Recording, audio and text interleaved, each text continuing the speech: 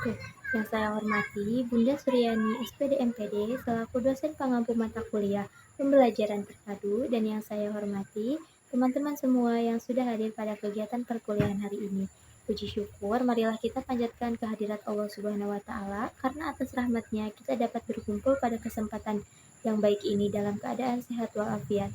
Tak lupa sholawat serta salam kita curahkan kepada junjungan kita, yakni Nabi Muhammad SAW. Baik, perkenalkan kami dari kelompok 7 yang beranggotakan saya Iklima Maulida Syukron, dan ada rekan saya Akila Maratus Saadah, dan ada Maria Ulfa. Kami di sini akan menyampaikan materi tentang implementasi pembelajaran terpadu di SD. Baik, mari kita mulai presentasi pada hari ini dengan pembacaan basmalah. Bismillahirrahmanirrahim. Baik, untuk materi pertama akan disampaikan oleh saya sendiri, yaitu tentang analisis model keterpaduan dan penerapannya di sekolah dasar. Dalam teori pembelajaran terpadu, terdapat berbagai model kurikulum. Namun, di jenjang sekolah dasar, model jaring laba-laba atau Weber model dan model keterhubungan connecting model menjadi pilihan utama karena kesesuaiannya dengan karakteristik berpikir anak yang holistik. Pertama, yaitu model jaring laba-laba atau Weber model. Model ini menggunakan pendekatan tematik yang mengikat beberapa mata pelajaran sekaligus. Guru dan siswa menentukan tema payung, misalnya lingkungan bersih atau indahnya kebersamaan. Lalu, muatan pelajaran seperti bahasa Indonesia, PKN, IPS, dan SBDP diturunkan dari tema tersebut. Berdasarkan hasil studi lapangan di SD Sarwiru, model ini diimplementasikan secara ngaguluyur atau menyatu dan mengalir. Artinya, dalam satu sesi kaku tatap muka, guru tidak secara bertahap berpindah dari pelajaran bahasa Indonesia ke SBDP, melainkan menjahit materi secara mulus agar siswa merasakan satu kesatuan pemahaman. Lalu yang kedua, pengecualian mata pelajaran eksak atau matematika. Di kelas tinggi, kelas 4, 5, dan 6, terdapat temuan penting di mana mata pelajaran matematika dan terkadang IPA mulai dipisahkan secara parsial atau dianjurkan mandiri. Hal ini dilakukan demi menjaga kedalaman konteks, runtut materi atau hierarki matematis, dan agar tidak terjadi pemaksaan hubungan tema yang justru mendukung esensi materi eksak tersebut. Selanjutnya yaitu ada karakteristik, landasan, dan prinsip utama pembelajaran tematik terpadu. Pembelajaran tematik terpadu merupakan suatu pendekatan yang mengintegrasikan berbagai kompetensi dari beberapa mata pelajaran ke dalam sebuah tema payung.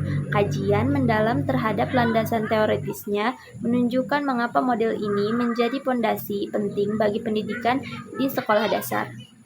Yang pertama yaitu ada implementasi filosofis dan psikologis di sekolah. Sesuai dengan aliran progresivisme dan konstruktivisme, anak tidak lagi ditempatkan sebagai objek pasif yang hanya menerima ceramah guru. Sebaliknya, anak menjadi pusat pembelajaran student center. Guru berperan sebagai fasilitator yang memicu siswa untuk mengonstruksi pengetahuan mereka sendiri melalui interaksi aktif dengan objek nyata. Secara psikologis, model ini sangat menghormati fase perkembangan anak usia 6-12 tahun yang masih berada pada tahap operasi konkret. Anak pada usia ini memandang dunia sebagai satu kesatuan yang utuh atau holistik. Pemisahan mata pelajaran yang terlalu kaku dan abstrak justru akan menghambat pemahaman alami mereka. Yang kedua ada karakteristik operasional, yaitu fleksibel atau luas. Guru dapat memahami materi dari satu mata pelajaran ke mata pelajaran lain secara dinamis tanpa terikat oleh jadwal sekat yang kaku. Lalu ada pengalaman langsung. Pembelajaran menyajikan fakta-fakta konkret yang ada di lingkungan terdekat anak, sehingga hasil belajar menjadi lebih fungsional dan bertahan lama dalam memori anak. Lalu yang ketiga yaitu penerapan prinsip pembelajaran.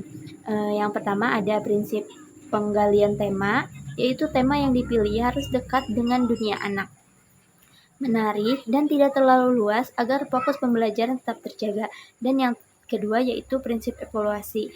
Evaluasi dilakukan secara kontinu dan autentik, di mana guru tidak hanya menilai hasil akhir berupa angka ujian atau kognitif, melainkan juga menilai proses belajar, perubahan sikap atau afektif, dan keterampilan anak atau psikomotorik saat beraktivitas.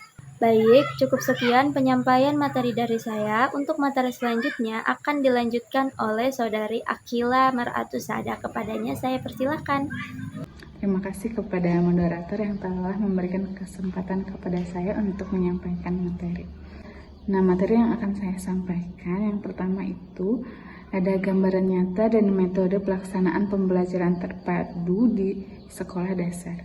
Nah, berdasarkan hasil studi kasus di beberapa sekolah dasar, pola implementasi pembelajaran terpadu di lapangan menunjukkan variasi metode dan model kurikulum yang disesuaikan dengan kondisi sekolah. Yang pertama ada model integrasi atau ngaguluyur di SDN Sarwiru. Pada praktek nyata di SDN Sarwiru, Kabupaten Sumedang, pembelajaran terpadu diterapkan secara ngaguluyur, yang berarti materi disampaikan secara menyatu dan mengalir tanpa adanya batasan jadwal yang kaku antara mata pelajaran. Nah, model yang dominan digunakan adalah model jaring laba-laba. Yang kedua yaitu model praktik konstektual di SDN Banjar Agung. Di SDN Banjar Agung 4. Di kelas 5 SDN Banjar Agung 4, metode yang digunakan bergeser dari sekedar membaca buku teks menuju metode observasi yang didiskusi kelompok nyata. Nah, guru memadukan materi bahasa Indonesia, keterampilan membuat laporan PPKN, nilai kerja sama atau sosial, dan SBDP melalui proyek bersama. Nah, materi yang kedua yaitu kelebihan dan kendala praktis yang dihadapi guru di lapangan. Nah, analisis terhadap efektivitas lapangan menggambarkan sejumlah keunggulan sekaligus tanggapan real yang dihadapi oleh para pendidik. Yang pertama itu ada kelebihan yang dirasakan, yaitu peningkatan motivasi belajar. Karena materi bertolak dari minat dan kebutuhan konkret anak, perhatian siswa di kelas menjadi lebih terfokus. Yang kedua itu efisiensi pembelajaran. Beberapa konsep dari mata pelajaran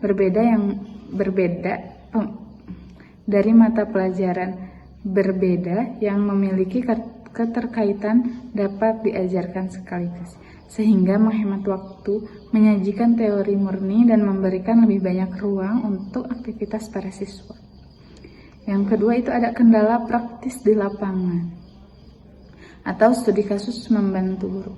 Nah, meskipun memiliki banyak kelebihan, hambatan nyata ditemukan dalam studi kasus di SDN Suka Mekarsari. Nah, konsistensi alur tematik yang pertama yaitu konsistensi alur tematik, yang kedua manajemen alokasi waktu, yang ketiga keterbatasan media atau alat peraga. Nah, mungkin hanya itu yang dapat saya sampaikan. Saya kembalikan lagi kepada moderator.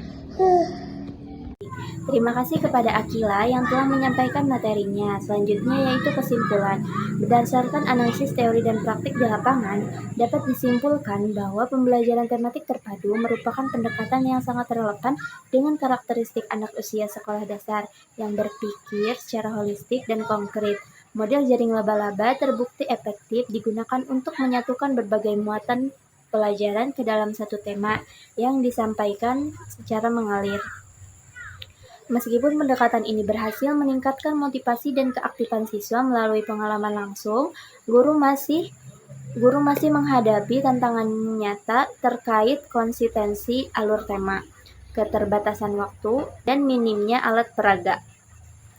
Hambatan-hambatan tersebut dapat diatasi melalui strategi solusi yang praktis seperti pembuatan pengingat visual tema di kelas, manajemen waktu berbasis time boxing, serta pemanfaatan kreativitas berbasis lingkungan dan barang bekas sebagai media pembelajaran. Mungkin cukup sekian pemaparan materi dari kelompok kami.